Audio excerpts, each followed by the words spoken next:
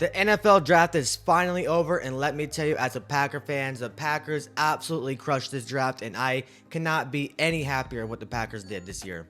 The Packers drafted 11 total players, and in my opinion, I really do like most of the picks. There's one that I was a little bit questionable about, but I trust the Packers process, and that's basically all I can say. I trust Goot. Goot as in Gutekunst, if you do not know who I was talking about. So it sounded weird for a second, my bad. I already did a full breakdown and reaction towards Jordan Morgan in the first round a couple of days ago. I'll have the little link up here on your phone. You can see it, go view that video real quick and then hop back on this video. But starting off this video with the 45th overall pick in the NFL draft, the Packers select Edgerrin Cooper, the linebacker from Texas A&M. Taking a look at his stats on the screen, he had a 90.8 grade last year with 58 tackles and only 11 missed tackles, which is actually pretty good for a starting linebacker. When you break down his 2023 grades though, he had an 86.4 pass rush, 87.6 run defense, and 85.5 coverage.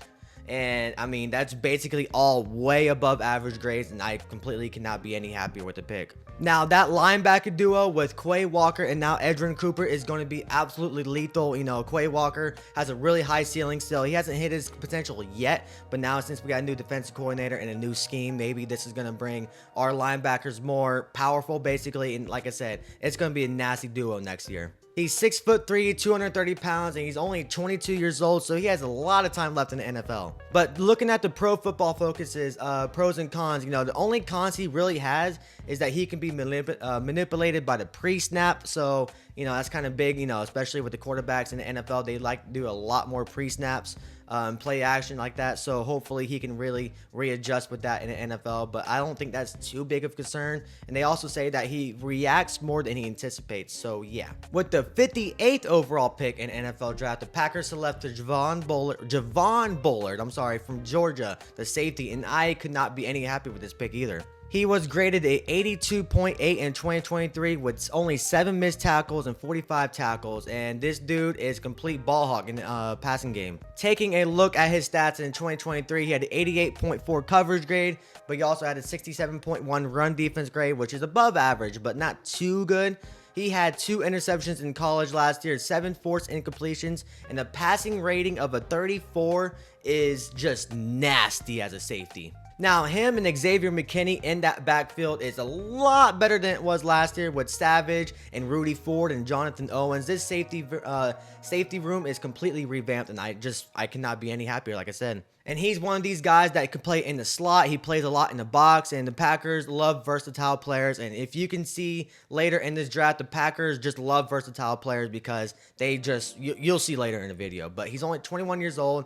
He has a lot of room to grow, and he seems really thrilled to be a Packer. Like I said, I cannot like this pick anymore. The Packers' one and only running back they drafted was Marshawn Lloyd with the 89th overall pick. And let me tell you, this is actually a pretty good signing too, or a draft, I mean. In 2023, he had an 81.7 grade, and he had 11 games played, but he had 816 yards and 7.1 yards per carry, 9 touchdowns, and he's also pretty efficient in the passing game too. He's 23 years old, and he's 5'9", 210 pounds, and so he's a shorter but a big bulky guy.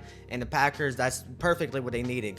Like sort of kind of reminds me of Aaron Jones. I'm sorry, not Aaron Jones. AJ Dillon. He reminds me of. The only pros that Marshawn Lloyd has is basically his vision issues. They basically say that when he gets in the open field, he kind of lacks his vision. But if he can improve that, they basically say he can be an impact starter immediately in the NFL. But he's also a great pass blocker. He has really good speed for, his size. He has good strength. So this is the overall basically win-win for the Packers on this 3rd round pick. The Packers' second pick in the 3rd round with the 92th overall or 92nd overall is Tyron Hopper, the linebacker, and this is the one that I was like kind of 50-50 about. Looking at his stats in 2023, he had a 51.5 grade, which is not too good, but also in 2022 he had a 77.5, so he does have potential. But last year he had 17 missed tackles with 45 total tackles and a complete downslide hill from 2022. He had a 64.2 pass rush, 60.9 run defense, but then when it comes to pass coverages,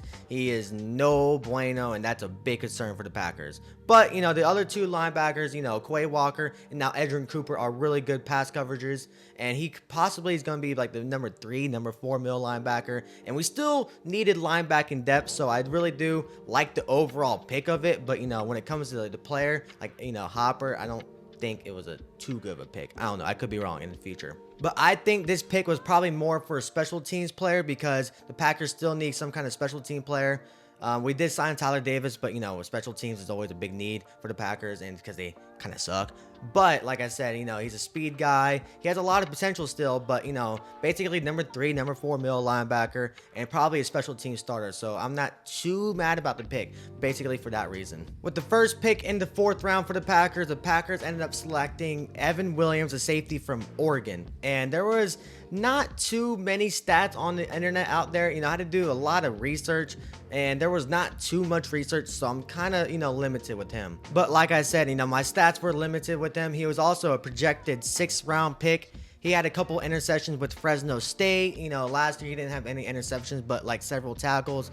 But, you know, looking at the NFL.com, when it comes to his strengths and weaknesses, they basically say that he's a really good hard-hitting safety. He can sometimes play cornerback, but, you know, like he's just he's a above average run defensive guy, but when it comes to the pass defense, his long speed and all that, he's basically below average. And they, you know, according to, you know, the NFL.com, this was basically a big reach for the Packers. And like I said, we still needed cornerbacks. We still needed safeties because of our safety room was so low already. But, you know, versatile players, again, like I said earlier in the video, the Packers love players that can play all over the field. And this basically is one of the Evan Williams is one of those guys. The Packers ended up selecting Jacob Monk, a guard or center or tackle, basically play anywhere, from Duke, and this is another pick that the Packers just absolutely love. Taking a look at his stats, he had a 64.8 overall grade in 2023, and he's actually played a lot of college ball. When you look at, you know, his stats, he played since 2019, and he's always playing. He had a lot of snaps, but he's also one of these people that can play center, he can play guard, he can play tackle, he can basically play any side of the ball, and that's what the Packers absolutely love, versatile players. When it comes to Jacob Monk, you know, he was also another player that did not have a Pro Football Focus profile. He didn't even have an ESPN profile, so his research was very, very limited again. But from what I've seen, he's basically a very athletic guy. He's very versatile, very strong, very fast. But when it comes to overall production, he definitely needs work, and the Packers are one of the best teams in the league that can make the best out of I almost said linebacker, but offensive lineman. And, you know, hopefully the Packers can, you know, flip a switch on him. Maybe he might replace Josh Myers because, you know, Myers has been really bad lately. Well, not too bad, but, you know, underperformed. And, yeah, we can just only see, and, you know, we just got to wait for the future to hold for Jacob Monk. Katan Alapo, I don't know how to pronounce his name, I'm sorry, but he was also the Packers' 3rd safety that the Packers ended up drafting in the draft in the 5th round. Taking a look at his stats, he had an 88.3 grade in 2023 with only 11 missed tackles, which is really good for a safety, 63 overall tackles, and this dude was just a complete underrated pick in the 5th round, and, you know, as of right now, I really like the pick. He had an 84.4 grade with the coverage, but then when it came to run defense, he had a 91.3, and that's what the Packers really need, is help on the run defense, especially from the safeties. He had 2 interceptions last year with 7 forced incompletions with a passing rating of a 61.3, so that's really good. And, you know, being in the 5th round, this is a complete steal for the Packers. He's technically one of the older players in the draft as a 23-year-old, about to turn 24 soon. But like I said, the Packers needed safety depth. You know, we only had Xavier McKinney. Now we drafted Javon Boward and now Katan Alapo. I hope I'm pronouncing that right. I have no clue. But then again, this is another versatile player. He can play in the cornerback, slot player, linebacker. You know, he's really good with the run defense. Another complete steal. As of right now, a steal for the 5th round pick for the Packers. The 6th round pick, the Packers ended up selecting Travis Glover, a tackle from Georgia State. And this was also another player that was very limited in stats, you know, resources, whatever. So give me a break, unfortunately. He had a 71.5 overall grade in 2023 with the 80.8 pass block grade, which is great because we need to protect Jordan Love as much as possible. But this is another pick to basically fill the voids of the offensive line. You know, Packers ended up drafting 3 offensive linemen in the draft because the backups were basically nobody. He's also played in college since 2019, so he has a lot of snaps. And guess what? Just like Jacob Monk and, Jordan Morgan, they can play basically all over the offensive line. And then again, the Packers love versatile players. So, yeah, basically the whole theme of the draft. This one sort of kind of shocked me, because, the need of the position, the quarterback, but Packers end up selecting Michael Pratt from Tulane. And, yeah, this was kind of interesting. Last year, he had a 78.3 grade overall. He had 22 touchdowns and 5 interceptions only with the passing rating of 110. So he was actually pretty decent for Tulane. His best year was in 2022, though, with 27 touchdowns and only 5 interceptions, again, with a passing rating of 111. Like I said, it was interesting because, we already had Sean Clifford as a backup. And now, granted, I don't know who the third string was. So basically, this is who's the second starter guy for the Packers? Is it going to be Sean Clifford? Is it going to be now Michael Pratt? So this is basically like a prove it spot for the number 2 backup quarterback. But after looking at doing my research, looking at his reports, they basically say that he's very fundamental. He's really good at the short passes, mid ranges. But when it comes to the deep ball, he basically does not have a cannon, and he's very inaccurate when it comes to deep balls. But like I say, he's very fundamental.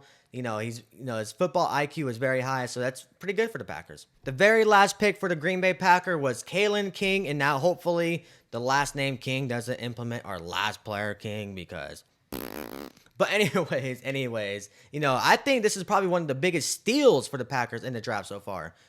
Basically 7th round pick, almost a Mr. Relevant pick. I know this can be a little bit deceiving, but last year he had a 60.3 grade, but in 2022 was a complete ball hawk. And he had 3 interceptions in 2022, but like I said, last year was a downgrade. He was not drafted last year because of his age. He was too young.